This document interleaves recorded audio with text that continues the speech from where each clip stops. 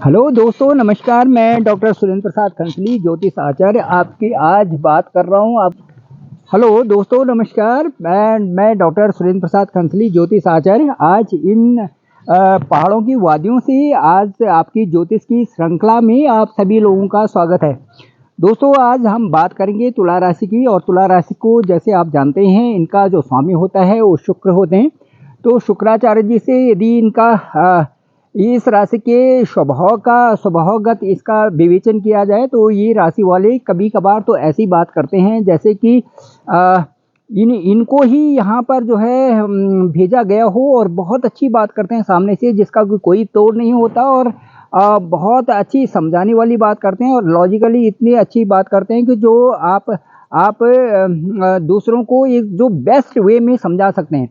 और कभी कभार इनका इस तरह से आता है कि बहुत जो चंद्रमा की गति से और चंद्रमा का जो इन पे प्रभाव होता है, कभी कभार इस तरह से होता है कि सामने वाला इनकी बात में हाँ हाँ तो मिलाता है, लेकिन अंदर से वो ये समझता है कि ये शायद जो है कुछ विपरीत दिशा में उसकी बात कर रहे हैं।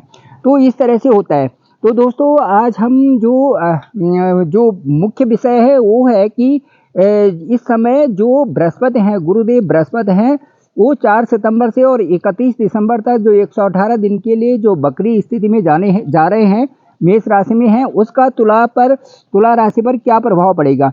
तो दोस्तों, मैं आपको बताना चाहता हूं कि जो कुंडली के आपके जो चंद्र राशि है तुला, उससे कौन कौन से ऐसे हाउसेस हैं जो कि इस समय बृहस्पति के बकरी गोचर होने से आप पर प्रभाव डालते हैं।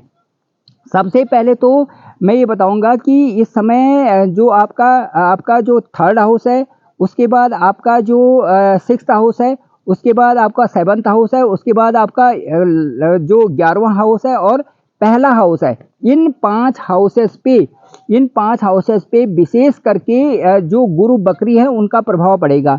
तो मैं ये बताना चाहूँगा, आपके हाउसेज हो गए 7th house, 6th house, 11th house, 1st house और 3rd हाउस। तो मैं अब सबसे पहले व्याख्या करूंगा 6th हाउस की। 6th हाउस जो होता है हमारा रिपु वाला होता है, शत्रु वाला होता है, हमारे कई सारे ऐसे रिलेशंस वाला होता है जो कि वहाँ पर अपना प्रभुत्व जमाए रहते हैं 6th हाउसेस पे। इसके साथ साथ जैसे ऋण है, रोग है, शत्रु है, ये सब भाव हमारे 6th हाउसेस से आते हैं। तो दोस्तों, क्योंकि रेट्रोगेट की स्थिति हो रही है वहाँ पर, तो इस स्थिति में इन सब का जो है एक मिला जुला प्रभाव होता है। ऋण, रोग, शत्रु जो है अपने ही घर में होने से इन पर प्रभाव पड़ेगा। ये कम होंगे और मिला जुला असर इस पे पड़ेगा। यदि आप पर कोई लोन है इस समय है तो वो आसानी से चुकता होने की उसके कुछ आसार बनेंगे।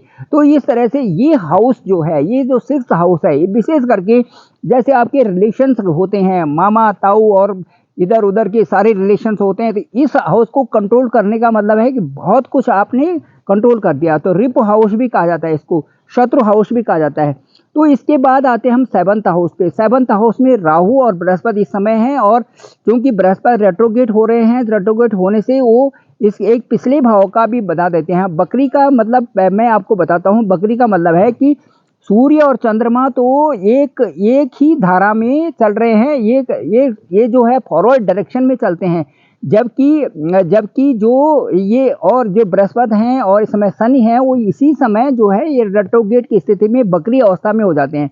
इसका मतलब है कि डिग्री वाइज सारे ग्रह डिग्री वाइज चलते हैं, तो डिग्री वाइज इनकी दूरी सूर्य से थोड़ा दूर हो जाना, और उसके बाद एक इस तरह से कर्व शेप में उसकी स्लो गति हो जाना, इसे कहते हैं हम बकरी होना।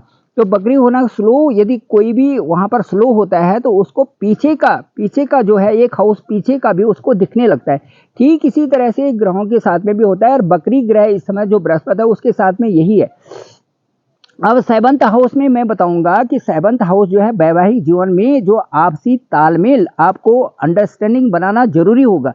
वो इसलिए होगा वो कि उसमें जो है यदि हम उसमें तालमेल बनाए रखते हैं तो अच्छा उसमें एक प्रभाव होता है। और जो एक वैचारिक मतभेद हैं वो खत्म हो जाते हैं। और पार्टनरशिप में भी आप जो है चौकन्ना रहें, क्योंकि ये पार्टनरशिप का भी हाउसेस होता है, तो इसलिए उसमें भी आप चौकन्ना रहें और धैर्य से काम लें। इसके साथ साथ जो आपकी 11th हाउस है, जो लाभ का हाउस है, इसमें आप यदि कामों को अपने जो वर्क है उसको अलग अलग फैलाना चाहिए तो आपको मल्टीपल अर्निंग भी उसको अलग अलग तरीके से आपकी अर्निंग होनी भी शुरू हो जाएगी, क्योंकि वहाँ पर हम देखते हैं कि पांचवी दृष्टि बृहस्पति की है तो उससे मल्टीपल अर्निंग होनी शुरू हो जाती है, क्योंकि बृहस्पति जिस भाव को देखता है, चाहे वो रेट्रोगेट स्थिति में है चाहे वो उसी स्थिति में है, तो उसका उसका जो एक बल है वो और बढ़ जाता है रेट्रोगेट में।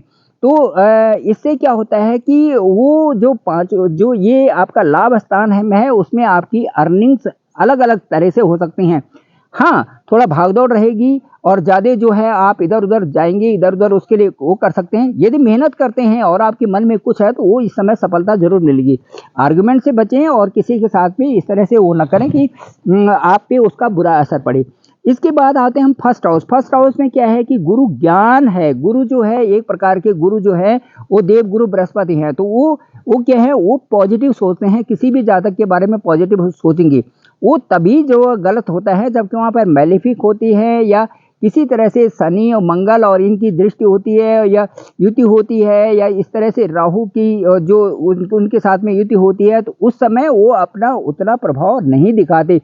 उनका प्रभाव कम हो जाने का मतलब कि बृहस्पति खराब हो गया।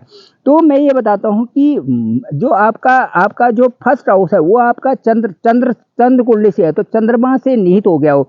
तो चंद्रमा जो शुक्र में जो प्रभाव है, जो चंद्रमा का शुक्र में प्रभाव है, इससे थोड़ा सा आप पे कंफ्यूजन की वाली स्थिति रहेगी या मैच्योरिटी लेवल जो सामने वाला देखोगा कि कभी कभार ये महसूस करेगा कि यार इनके मैच्योरिटी लेवल थोड़ा डाउन हो रहा है, इस तरह से स्थिति बनेगी। लेकिन साथ साथ में क्योंकि बृहस्पति भी सामने से देख रहे हैं, इसलिए आप विवेकपूर्ण ढंग से उसको संभालेंगे और बहुत अच्छे ढंग से आपके संभलेगा।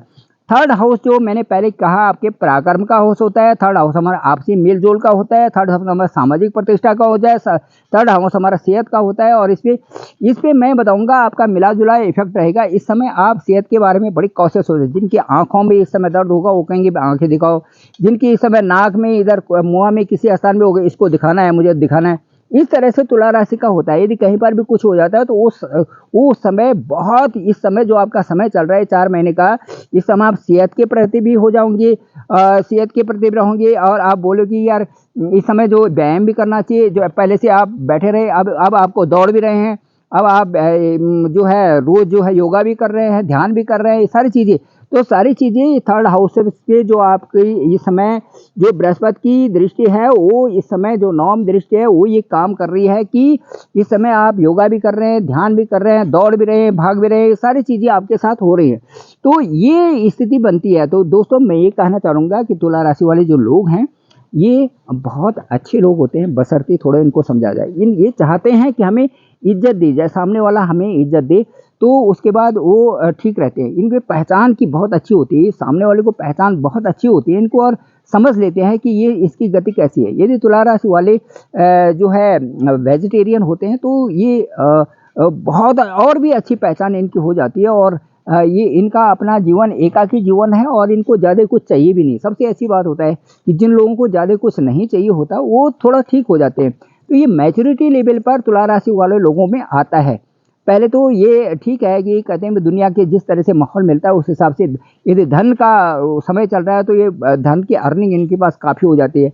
यदि कोई और चल रहा है तो उस तरह से होते हैं। लेकिन जैसे जैसे मैच्योरिटी लेवल आ जाती है तो आध्यात्मिक उसमें चले जाते हैं, स्पिरिचुअलिटी का इनको माहौल मिलता है तो ये कहते हैं सब बैलेंस करके चलो, कुछ नहीं है और अपना सही रहो और ईश्वर का ध्यान रखो और जो जो निचोड़ है लाइफ का उसको समझने लगते हैं। जो एक 12th हाउस का जो मोक्ष का हाउस है उसको भी समझने लगते हैं। इस तरह से कई सारी चीज़ें इनके समझ में आ जाती है और समझ में आना इनके लिए कोई बड़ी बात नहीं है।